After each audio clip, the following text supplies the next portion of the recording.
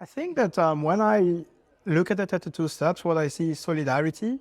And I think in the anti-racist movement across Europe, what we need is solidarity. Solidarity across the different kinds of manifestations of racism, whether this is Islamophobia, anti-Semitism, Afrophobia, anti-Gypsyism, and all other kinds of expressions of intolerance. And I think what we need is solidarity amongst all organizations, advocates, and activists working in this field. And that is how I see these 32 steps, taking a step, of course, thinking about ourselves, thinking about our neighbors, how to be good neighbors, how to be political. I think that all of this, it's more about, taking a step a day and coming together, having this very strong bond together as a community. And I think that is how we can use the tools in the 32 steps in our anti-racist movement, and of course bringing us together.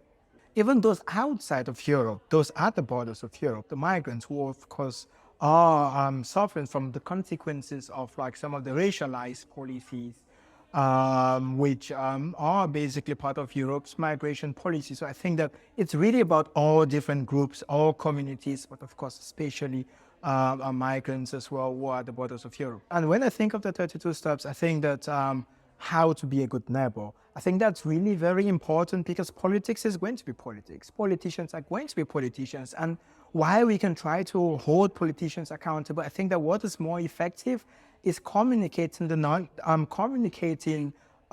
everyone within our communities how to be a good neighbor. Because when you see someone as a neighbor and not as a migrant or as a Roma or as a black person or as a Muslim person or as a Jew or it doesn't matter, this is your neighbor.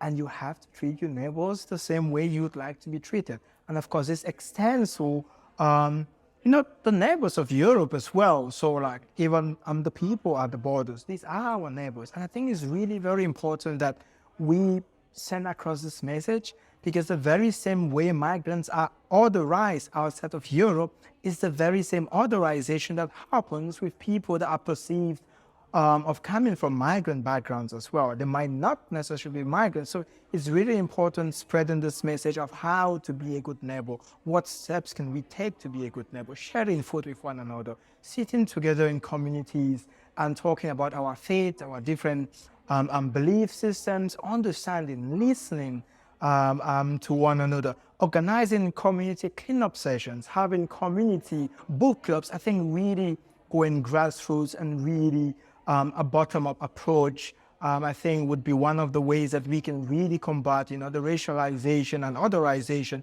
of migrants, people of migrant groups, but of course people who do not necessarily belong to the in-group, whatever this in-group is.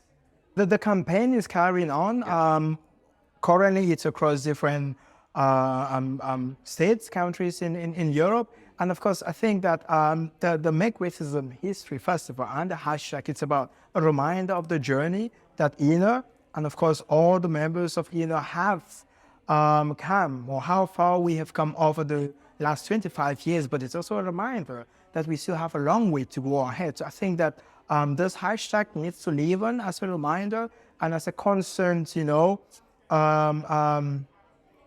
alarm clock in a way that, there is a lot more to do. And I think that this hashtag and of course the hashtag of 32 steps together, I think it really fits perfectly.